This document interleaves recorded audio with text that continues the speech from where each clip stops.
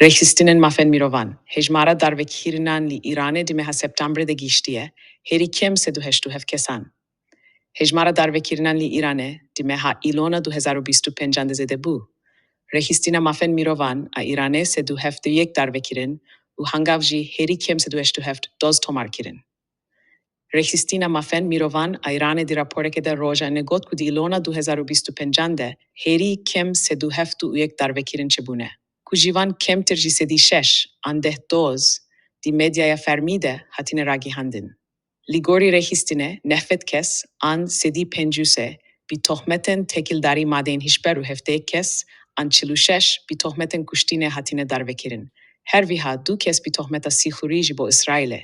U yek jiber muharbeye di derbare xwe peşandanen hezru çarseduyekan. Hatine darvekirin.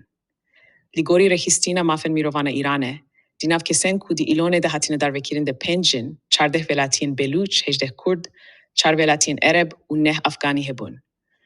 Rehistine got ku di neh mehen peşinen vesale de heri kem 1420 darvekirin tomar kirine, ku ji heman heyama sala bori dukat zedetire.